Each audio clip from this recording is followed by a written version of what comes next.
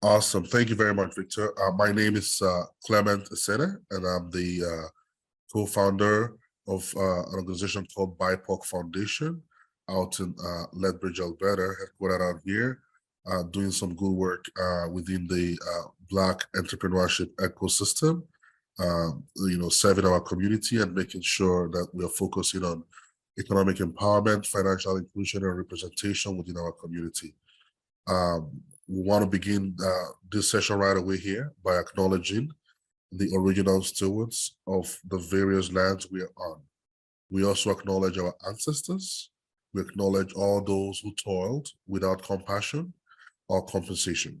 We acknowledge all the elders and community stalwarts whose shoulders we now stand on as we build, share, and learn together for our collective liberation and sovereignty. We have a remarkable panel here today, and we will just go right on to the business of the day. We will go straight to introducing the panelists. We will allow the panelists to introduce themselves, starting with Nerissa, then Clavia, then Alfred, then Ryan, and then Ross. Sister Nerissa, please go ahead. Hi, good day, everyone. My name is Nerissa Allen. I'm the president of the Black Business Association of BC, and I'm really, really pleased to be here. Thanks for having me. Good afternoon, everyone. My name is Clavia Ali. I'm the vice president of the Black Business Association of BC. And like Nerissa, I'm also very excited to be here and to be a part of this session. Thank you. Can we get Brother Alfred to introduce himself? Hey, everyone. Good afternoon from Halifax, Nova Scotia. My name is Alfred Bergeson, and I'm the founder and CEO at Tribe Network. We're a part of the Black Entrepreneurship Program, and we're delivering the Black Startup Project in Atlanta, Canada. And very much looking forward to the conversation today with some of my colleagues. Thank you. Brother Ryan. All right, thanks so much, Clement. It's all good to see everybody. This is beautiful. My name is Ryan Knight, one of the co-founders of the Afro-Caribbean Business Network. We support entrepreneurs of African and Caribbean heritage to create strategies to grow their companies exponentially. I'm an entrepreneur myself. I do run a company called Detailing Nights, providing mobile waterless car cleaning. So going to people's houses, cleaning their cars without water, and plant-based eco-friendly cleaning supplies. So thanks so much, Clement. We'll have Brother Ross go. Good afternoon, everybody. My name is Ross Kadas. I am the chair of the Black Business and Professional Association, a 40-year-old organization that creates opportunity for Black entrepreneurs across Canada. I'm also the founder and CEO of a company called Innovative Talent Solutions, which is a talent company that supports organizations across Canada with their talent needs, specifically around diverse talent.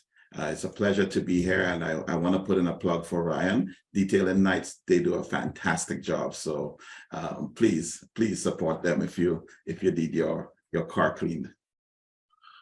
Thank you, Brother Ross. We do have our remarkable sister here as well, Sister Julissa. Please, we invite you to introduce yourself. Greetings, everyone. Good afternoon. My name is Julissa Brown. I am the executive director of the Table of Impact Investment Practitioners. But one thing that some of us in this world might not know is that I started as an entrepreneur. I actually am the co-founder and president of House of Nine Sorority, and wear many other entrepreneurial hats in between, like many of us. Thank you, Sister Julissa. We're just going to go right into the panel here. And I'm going to start with you, Sister Julissa.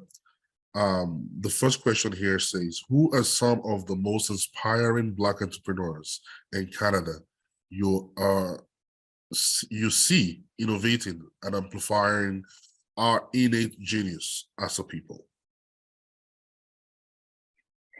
I would say, I could definitely go into the Rolodex and pick people out individually, but I definitely would say that it's all of us collectively. There are so many Black entrepreneurs that are doing amazing work across Canada. And I think that whether they are like widely known across Canada or if they are just doing the work in in the bedroom of their homes and really producing impact and opportunities for our communities to be able to thrive.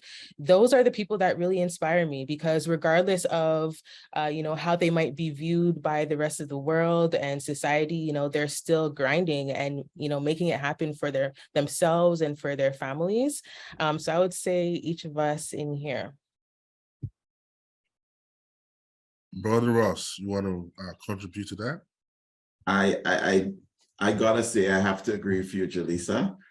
There are so many entrepreneurs, and as we all know on this call, people who look like us opt out of corporate Canada and start our own businesses to build generational wealth, right?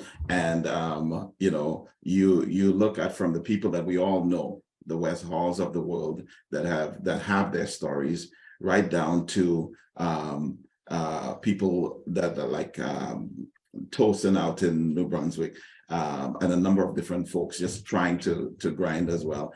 I really, it's really tough to just choose one inspiring, because I think the journey of an entrepreneur, the minute you say, I want to be an entrepreneur, okay, you gotta, it is that journey that you need to go through, and it's a certain level of respect that we should have for anybody who wants to go on that journey.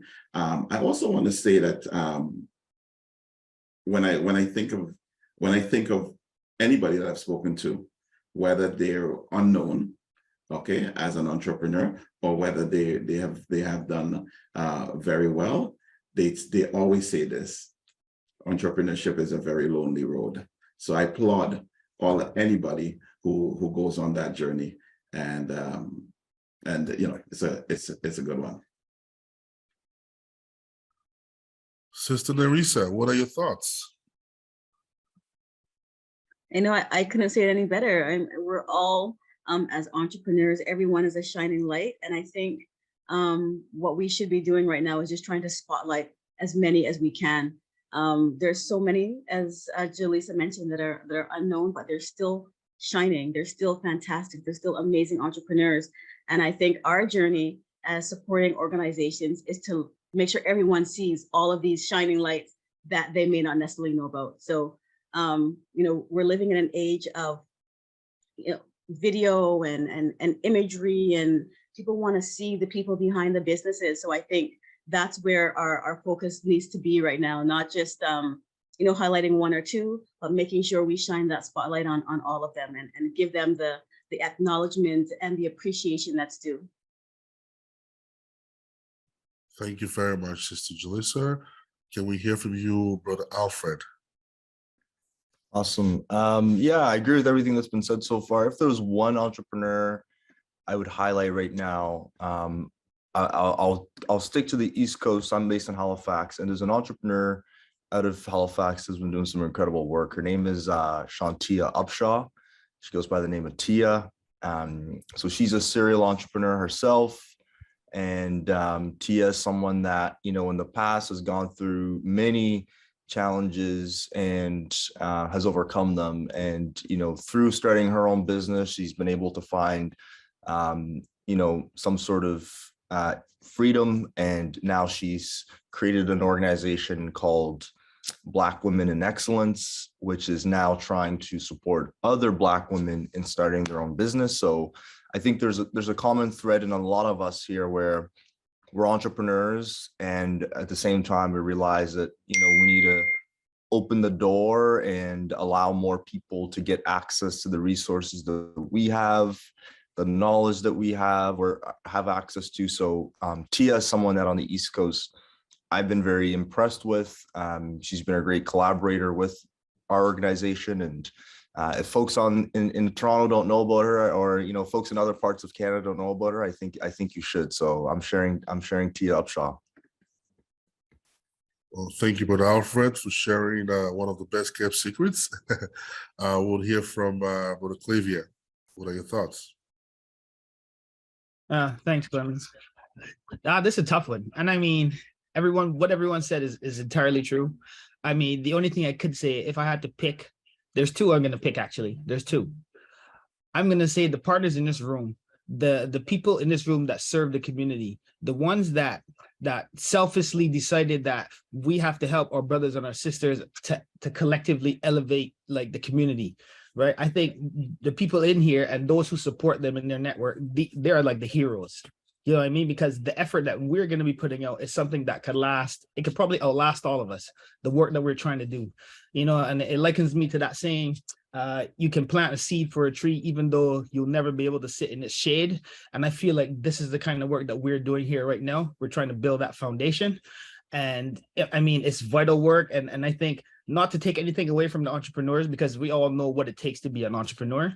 But I feel like the organizations that really try to support the entrepreneurs, specifically in our community, I think they deserve a hero's medal, because what the work we're trying to do and the tasks and the challenges that we're trying to overcome are really significant. So that's the first one. The second organization, like my man Alfred said, I went to a function of theirs last night, and I think they deserve honorable mention for sure. And that's Ethos Labs. And it's headed by a wonderful lady. Her name is Antonia. And I think the work that she's doing, especially with our youth, and youth is a focus of mine, because we need to equip the next generation with the tools to progress and to continue the movement that we're building right here. So Ethos Labs, they're a tech teaching company, and they teach kids skills to be able to maneuver and to become, I guess, kings and queens in the tech space. And it was really heartwarming to go to their function last night, the Innovation Summit, and to see some of the things that they're involving our kids with mentally, with technology, with electronics, with creation and design.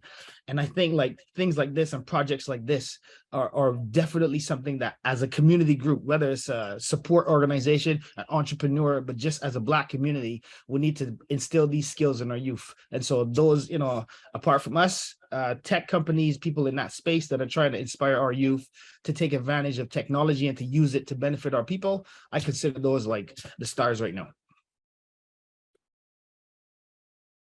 Thank you very much, Brother Clavia. We're just going to go straight to our next question for our panelists. In your lived experiences working as entrepreneurs, what are some of the best practices that you feel are essential to scale a business? We're going to start out by hearing from Sister Nerissa on this one. Starting out a business. So, you know, I had this question at a session I was at earlier this week, and I'm going to have to revert back to the same answers. It's getting the help and asking for the support you need from the start. Don't wait. I know that we have a lot of pride in the Black community, and we don't necessarily ask for the help that we need, but it's crucial to get, you know, accounting and bookkeeping support and have those consultations before you start, so that you start off on the right foot. It's crucial to have discussions with lawyers to ensure that you're setting up your business properly so that you're starting off on the right foot. And I think if you're not sure where to go, then support organizations such as ours, such as Black Chamber, such as Tribe Network, SETSI, Afro-Caribbean Business Network. All of these organizations have the connections that you need, so that they can refer you to the support pieces to help you start your business on the right foot. It's so crucial, and it's going to save you a lot of time, a lot of headache, a lot of mistakes that have already been made by many of us, just by doing that, by raising your hand and saying, I want to start, and I have an idea. I don't know where to begin, and we can help you with that journey. So I think that would be my advice. Okay, thank you very much, Sister Nerissa. Can we hear from you, Brother Ross? Yes, great question. So the first thing I'd say is have a roadmap, and your roadmap, your business plan. Understand what that roadmap looks like. And like Sister Nerissa said, lots of organizations, including the BBPA, will have programs that can help you with that. The second thing I'd say is know what you're good at. Okay, and know what you're not good at, right? And what you're not good at, get support for it. So when we start as an entrepreneur, we always tend to focus. I think we're good at everything, all aspects of the business. And if I look at my journey, there's certain things that I wasn't good at. So I got somebody to do it for me, either through partnership, or I paid for the service. The third thing I would say is from day one, find a mentor, find a coach. There is nothing more valuable than having somebody who's gone through that journey before to just listen to your challenges and guide you through that space. And I always say to entrepreneurs, it doesn't necessarily, it would be great to have somebody from our community, but it doesn't have to be somebody from our community.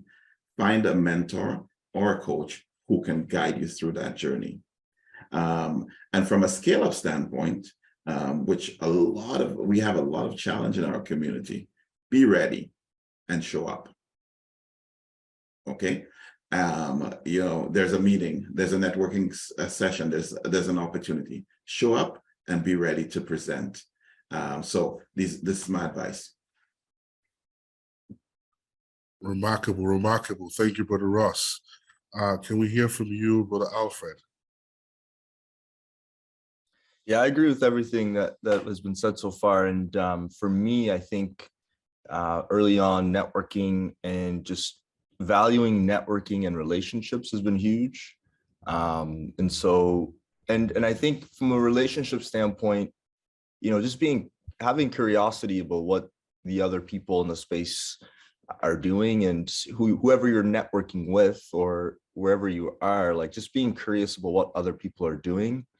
In the early days, you're trying to understand the climate that you're in, or the environment and the conditions of the environment. And, while as an entrepreneur, you're trying to solve a solution, you're trying to solve a problem, sorry, you don't be so quick to say you have the solution. Like, network with people and be curious. And oftentimes you'll find problems, you'll hear problems, and oftentimes those problems can either validate your solution or can provide new insights to whatever it is you're trying to solve.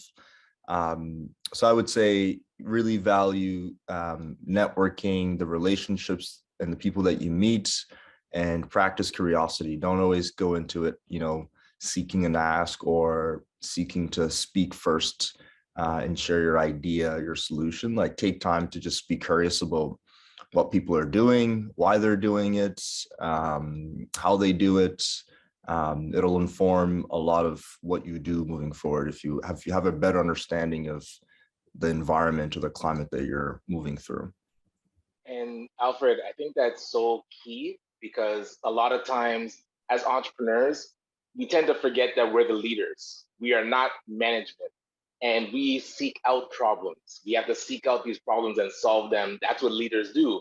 So really, like you mentioned, talking about understanding the problem, entrepreneurs need to fall in love with solving those problems and seek them out, lean into the complexity, and then lean on the ecosystem to help you ease the stress. But there's always going to be issues with your business. Never feel like everything is going to be smooth, but those problems is why you started that business. So I just wanted to kind of piggyback what you're saying. Mm-hmm. Yeah. Thank you very much, Brother Ryan. Brother Clavia, can we hear from you on that one? What are some best practices? Thanks, Clement.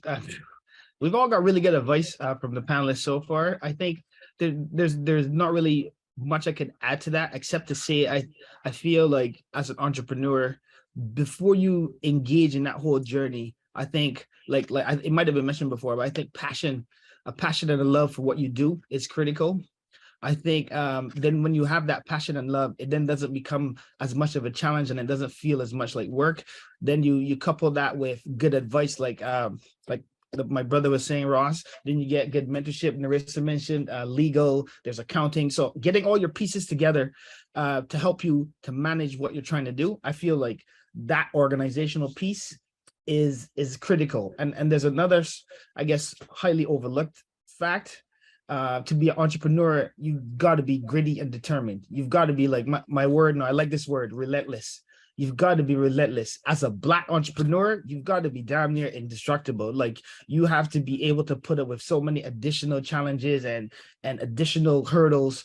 to try to make your business successful, that you have to be very tough. You have to have a tough shell. So like these kinds of practices being, I mean, some of them are personal, they're like personality traits, but I feel like they can also be developed throughout your course as an entrepreneur.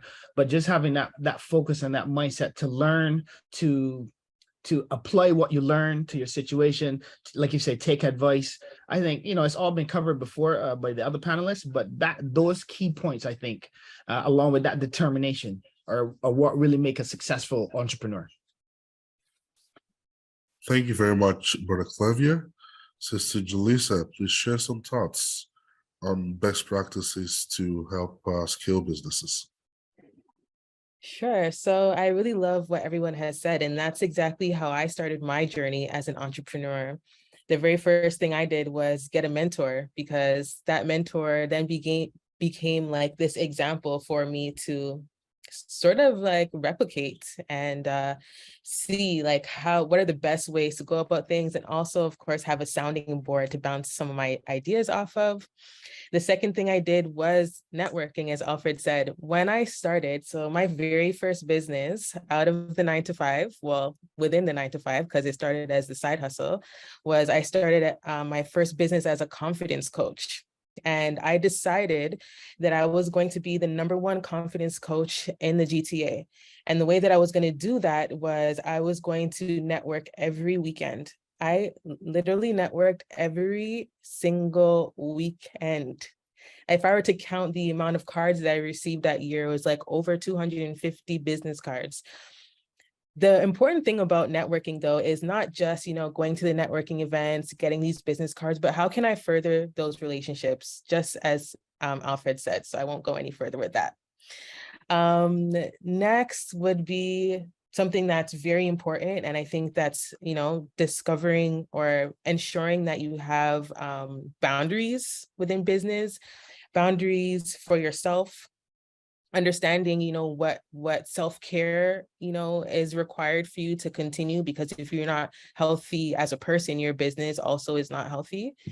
I would also say in terms of like scaling, building a strong team is very important, because there's only so far that you can go without having a team to support in building. And the last thing I'll say is, you know, put in your hours.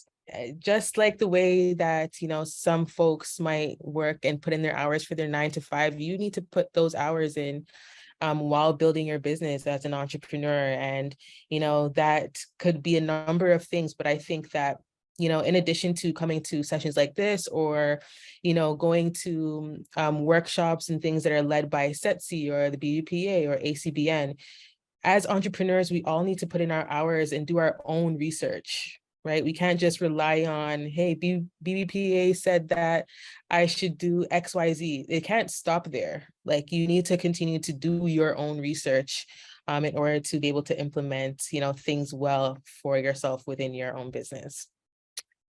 Yeah. Amazing. Thank you very much, Sister Jalissa. We're going to go to Brother Ryan. As it relates to structural racism, anti-Black racism, and systemic discrimination, have there been any instances where the aforementioned barriers have impacted your business or entrepreneurship journey? I'll tell you a quick story as I'm running Detail Ignite. One thing that happened more often than I thought it would is when I'm in the field working on a car and I'll be with a colleague, maybe a youth that I'm training, and you know, people come up to the car, they're seeing detailers work, and they'll go to my white youth that I'm training, asking them if they own the business and asking them about the car, and then they have to point to me and be like, oh no, actually the owner's over there. So I've grown up in Brampton, born in Canada. These are things that we definitely adapt to, and we know how to not let it piss us off, but you kind of take note and you're like, yeah, this person, you can see their mindset. And the fact that people are always shocked that you're a business owner, that's a stereotype that as I started ACBN with about 6 other entrepreneurs, we had that mission to change the stereotype of Black entrepreneurs, so that when you see a Black person walking down the street, your instinct, your initial thought is that that might be an entrepreneur. And so tackling these types of systemic barriers is something that is baked into the system. So we definitely have to understand how to navigate it, but also create our own alternatives. Before, we used to have to go to different entrepreneur centers and kind of deal with how they're perceiving you as an entrepreneur. Now we've created our own organizations that can support Black businesses. And 5 years ago, there weren't a lot. Now there's over 40 across Canada. There's definitely more options to support us. So we don't have to deal with these micro/macro aggressions, and we can just play with be at our own table. Thank you very much, Brother Ryan. I'm going to go to Brother Alfred. Please share your thoughts. Have you had any personal experiences with any of these? Sorry, Brother Clement, can you repeat the end of that question? Any experiences with? As it relates to structural racism, anti-Black racism, and systemic discrimination in your entrepreneurship journey? Yeah, for sure. Yeah, I think a lot of the work that we all do is informed by our lived experience, right? We face barriers, we experience things that didn't sit well with us, and so we said, okay, well, we're going to find a new way. We're gonna create a new path. We're gonna create new opportunities. So for me, back in 2015, I started a business in digital media, and I walked into one of our local innovation hubs here called Volta. And so, in every province in the country, we have innovation hubs that are publicly funded. These are innovation hubs that the tax, we pay our taxes and the government funds these hubs. And so Volta is one. There's one in PEI called Startup Zone. There's another one in New Brunswick called Venn Innovation. And in 2015, I had walked into Volta to see if I could access the resources that they share.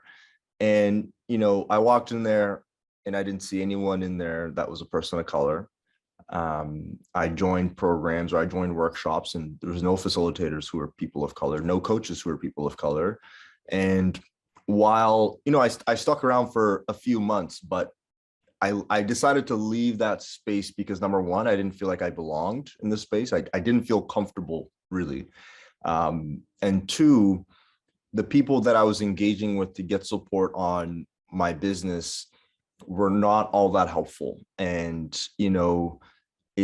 I don't know if it was a combination of not understanding what I was trying to build, or simply just not having the interest to help someone like me. But I kind of walked away, and I went on my journey outside of that space where, everyone should have the access to go get support. So, looking at that institution, that's clearly an institution that has barriers in terms of hiring diverse talent, or, sourcing coaches and facilitators that could support diverse communities. So that was an experience that, for me, kind of, just rubbed me the wrong way. And I said, you know what, I'm not even going to spend any more time in this space. I'm going to go find my tribe. And years later, in working with the Senate and in working on the Inclusive Entrepreneurship Research Project, which I'll put a link in the chat to in a minute here, that's when I realized, like, my experience at the Innovation Hub is other Black entrepreneurs in Canada can relate to it, and they can relate to it not just in innovation hubs, but they can relate to it in banks, in financial institutions, and in other service providers they engage with, not always being helpful or willing to support them on their entrepreneurship journey. Thank you very much, Brother Alfred. We're going to go to Sister Jaleesa. Do you want to share some thoughts? Yeah, absolutely. I will never forget the first time I was invited into a social finance meeting. I was invited by Brother Victor, and I had arrived like just a few minutes before him. And when I had walked into the room, of course, I was the only person of color, much less Black woman. And I remember all heads turned to me, like, what is she doing here? Like that was the energy that was put out to me. And I really, in that moment, had to really just know my worth and understand within myself, like I bring value, whether you recognize that or not, just looking at my face, like I bring value, understanding that, and then following it up by actually bringing value and, being confident and, the experience that you bring to the table. To continue, the work that I do now, I'm really surrounded by, what's known to be the old boys club, where it's a lot of older white men in the space. And so, through the application process and as I was being reviewed and, offered this position, basically I was told to, give the salary I was expecting. And I got pushback and received like a lower offer. And when I asked the reason why, they said that it was because this is the first time that I would be seen as with this position of executive director. And I could not accept that. Like I had to push back again and say, well, it might not say executive director on my resume already, but on my resume, I also have not written that I come with, the experience and the lessons that my great grandmothers have provided me with, because, they have already been, journeying through the complicated situations that you're still trying to figure out. That's also not on my resume. Just like executive director isn't there. So again, you really do have to know your worth, know the value that you bring to the table, and don't be afraid to exercise that. And trust me, they will be very surprised that, the young Black woman that they try to discount, or whoever you are and identify as, that they try to discount, is able to offer and bring so much more to the table than they even, first considered. Thank you very much for your remarkable leadership, Sister Jalisa. We're going to go to Brother Clavier. Can you share your thoughts on that question? Hey, thanks, Clemens. This is a tough one because I can think of a few instances. I mean, since I've come to Canada mostly, okay, this is an easy one. My career path is I'm an RMT. I'm a registered massage therapist, and I have been for like over 15 years. So being a Black guy in that field presents a certain, a few unique challenges. Firstly, there is the male challenge. Being a male in is a very female dominated kind of industry. And so you have to deal with that sexist kind of thing. Not to say that it's a challenge, it's a problem or a hurdle, but to say there's occasional challenges with that. And then also dealing with the fact that I'm a Black guy in a predominantly white/Indian area, having to try to market the clients, to try to get clients to come in and that kind of thing. And so I remember one particular client, and some of them are very funny. Over the years, there've been a few funny instances. But one client in particular had been having phone conversations. She called our clinic, and she had been having conversations with me, trying to book the appointment. I'm collecting her information. Yeah. I did the brief interview process, and we booked her appointment, and she was fine with everything. I took her permission. She had informed consent. Everything was good. On the day of the appointment, she showed up at my clinic, and she booked in with the reception. She filled out her intake forms. Everything was was great. And then I came out of my treatment room, and I walked into her, and I introduced myself, and I said, hi, Mrs. So-and-so. My name is Clavia. We've been talking on the phone. I'm here. I'm your therapist. So I have the room set up. We're ready to go. And she looked at me and she said, oh, I didn't realize that it would be you. And I said, but you recognize my voice because we've been talking on the phone. She said, yeah, but I didn't, I didn't think that it was you. And I left it right there because I knew if I continued the conversation, I'd probably get a little heated. So I left it right there, and I said, so let me just find out, are you comfortable to continue with the appointment, or would you rather reschedule with another therapist? And she was like, I think I need a moment to decide. And I was like, well, I think you should reschedule the appointment. And so I instructed my front desk to reschedule her. Of course, I knew she wasn't going to reschedule, but I gave her an out. to reschedule it when she felt more comfortable, et cetera, et cetera. But that is kind of one of the most plain as day instances where you can see you're good till they see who you are, and then all of a sudden it becomes an issue. Right. And that's just a minor thing. It's never stopped me from being successful at my career. As a matter of fact, like, I've broken, I think, all of the stereotypes regarding Black guys with dreads in a profession such as mine. So it's a challenge. It's one of those things you got to deal with, but whatever, you suck it up and you keep it moving. But yeah, that's it. Thank you very much, Brother Clavia, for your continuous leadership in the community. We want to go to Brother Ross. Can you please share your thoughts? I'm sitting here listening to all the stories, and there's one thing to be said, that all of our experiences are similar.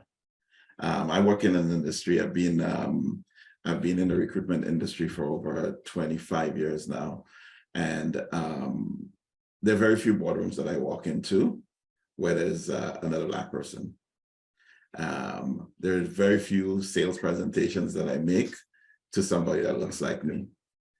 And so I've been through the gamut of we just don't think we're ready to move forward. Yet 10 minutes later, they move forward with somebody else. So I've had all of those experiences. But one in particular I'll mention, and I'm sure a lot of Black entrepreneurs have been through this, is in the financial services industry, and dealing with the banks is a big one. And I too have had my share of challenges. Walking into the bank, sending all my documentation, and walking into the bank to defend the basis for getting a loan, and the bank manager or the bank rep says, you know what, I don't think, I think we need some more information. I don't think we need more detail before I can take this up the ladder. And the minute you say, okay, can I speak to your manager? The whole tone changes.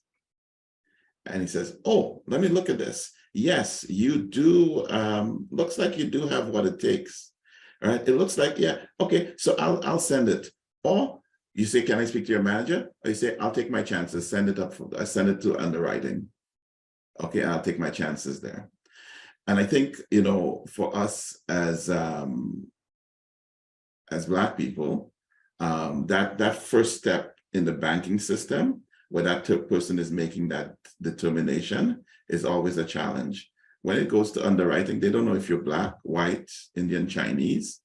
They just see the file as a file. So knowing that and being armed with that, I always use send it up, or I use can I see a manager? And then in this example, I spoke to the manager and I said, tell me what I need here that I don't have. Tell me where we're going wrong. And I'd like you to look at our account and our history, okay, and see where we are. And you know what? They do. And I think it was Sister Jalissa that said, you have to act with confidence. You have to know what you know. And that comes from doing your research, a really understanding.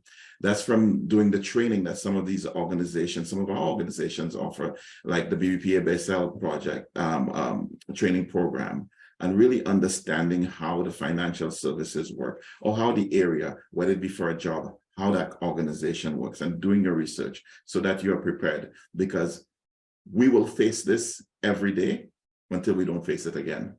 So it's important that we know what we know when we face these challenges. And I'm so sorry to interrupt, but Ross, if I can just amplify your words, because the Black community, the Black business community, they hear so much about these loan programs that are out there, and we have to know how to push back. Even though the doors are open, what Ross is talking about is putting pressure on anybody that is using the Black community to get PR. And we see the banks, they launch programs, yet a lot of people are still getting declined. So reach out to us, reach out to BBPA, and reach out to ACBN, or whichever organization is nearby to say, this is my experience as I'm going to the bank trying to go and get capital, because we can bring that firepower. Like Ross said, when you ask to see that manager, or you let it get to underwriting and let them tell you no. Don't let the gatekeeper tell you no. It's really important because a lot of money is supposed to be flowing and we're not seeing it flow at the rate that it should be. We can help you put pressure. So I appreciate you, Ross, for mentioning that, because that's the big key. Every research that has been said is Black entrepreneurs have trouble getting capital. So let's put some pressure. Thank you very much for chiming in there, Brother Ryan. We're going to go to Sister Nerissa. As we celebrate Black History Month, what would be the call to action, for Black entrepreneurs across Canada? I think that, and I'm gonna just tag along a little bit what Jaleesa said, is know your worth, because I'm seeing that what we spoke about just now, what all of the leaders just spoke about, the microaggressions that they've dealt with over the years, I feel like it's taking a toll on our confidence. And I'm seeing it even with how we have a retail store right now in Vancouver, and we showcase and sell products from members across the community in the Black business community. And what I'm noticing is that most of them are undervaluing even the pricing of their products. And it seems as though they don't think that they're able to ask and request a fair price for their products. And I'm not sure if this is just a piece of, being constantly hit with these micro and macro aggressions over and over all the time, where they don't think that they can ask the price that's really due to them. And I think what I would say to entrepreneurs is, you have to know your value and you have to stand firm in it. And who appreciates that will buy your product. They will take a part of your service. But if you don't stand firm in your light, if you don't stand firm in your in the confidence you have in the excellence of your product or service, no one is going to do it for you.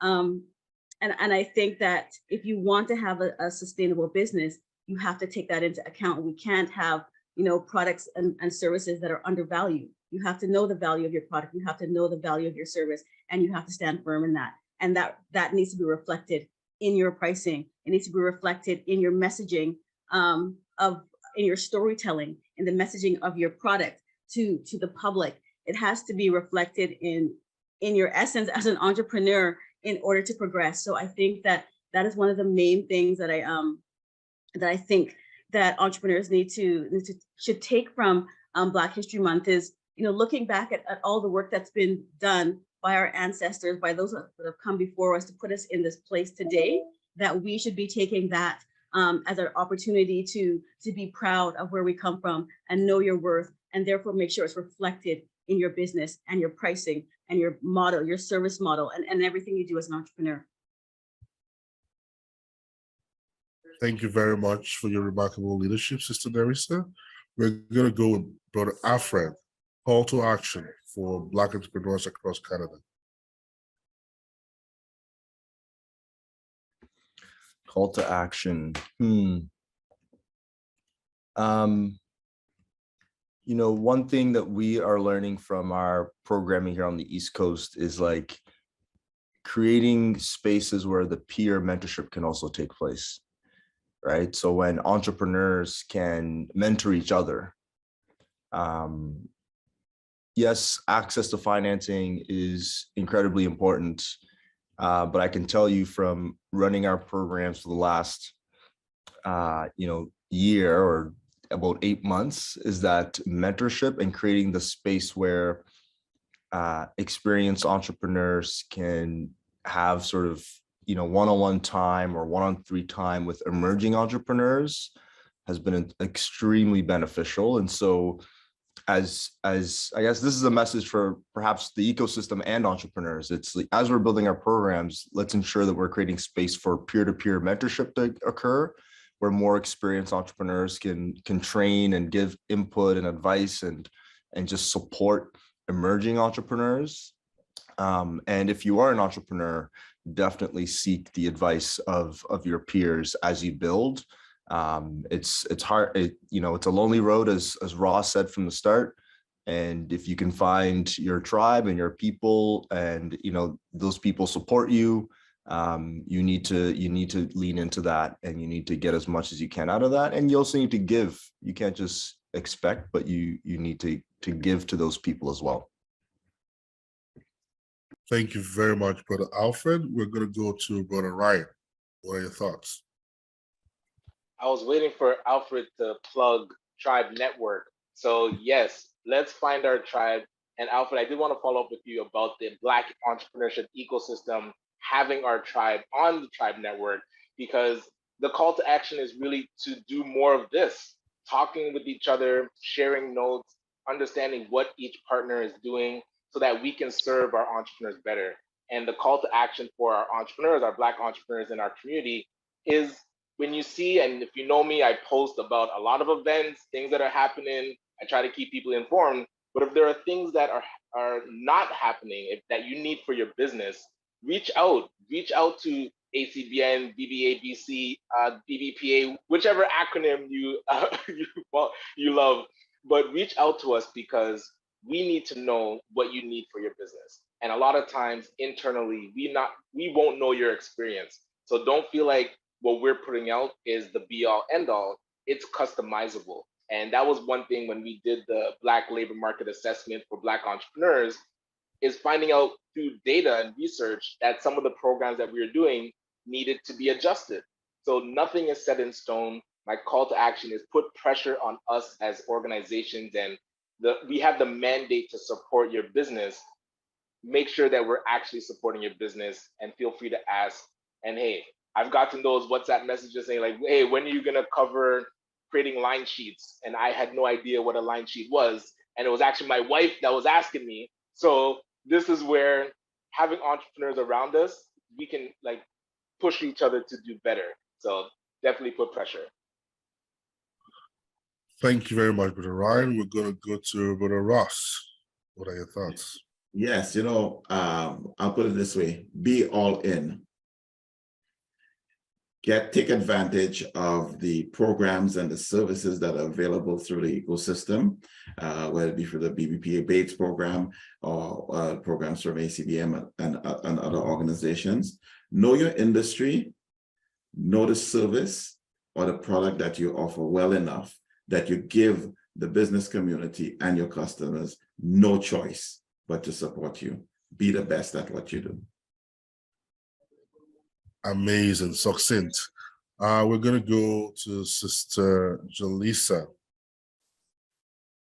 My call to action is for us as a community to go back to or go forward in operating as family. When we operate as family together, we don't no longer see each other as competition. We don't see each other as threats. We see each other as family. And what do you do with family? You love them, right? You encourage your family members. When your family member is feeling down or unconfident about something, you provide them with that encouragement so that they can put their best foot forward. With your family, you share food, you share intellectual property, you share opportunities. If there's an opportunity that comes across my table that maybe doesn't fit, I'm gonna say, hey, bro, sis, there's this opportunity. This is for you. Go for that. I'm gonna encourage you to go for that because you're family. With family, I'm gonna back you up. If there's any situation where you need backup, yeah, we do need to squat up and roll up sometimes, all the time, as family. As family, you're also not afraid to correct each other, give each other, that constructive criticism, like, hey, brother, sister, maybe, this could have been a better way of addressing or doing, and also, lastly, as family, you champion each other. When my family members are not in the room, I'm gonna maybe speak up on their behalf, say, hey, say for example, I'm in a conversation, or I have a relationship with an investor or a mentor, or, just a great opportunity. I'm going to say, hey, yeah, guess what? My brother or my sister does this great thing. I'm going to champion behind whatever the things that they do. So yeah, my call to action really goes back to, the elements of family. And if we look at our ancestors, if we even look at other cultures and communities, you see that they're really tight knit. And, us being tight knit as a family is what's going to bring us further. Wow, wow, wow. Thank you very much, Sister Jalisa. I'm just going to throw in, don't stop. Keep doing what you're doing as entrepreneurs. I'm just going to throw that in. I would like to, continue. We would like to keep going, but in the true fashion of Black excellence, we would like to win within 45 minutes to an hour. And because of that, we would like to end this session exactly the way we began. We've had amazing thoughts today. Take them back, go and marinate on them and implement them in your businesses. I would like to end the session the way we began, by acknowledging the original stewards of the various lands we're on. We also acknowledge our ancestors. We acknowledge all those who toiled without compassion or compensation. We acknowledge all the elders and community stewards whose shoulders we stand on, and as we build, share, and learn together for our collective liberation and sovereignty. Thank you very much for coming here today. We appreciate you. We want to say enjoy the rest of your day. We'll look forward to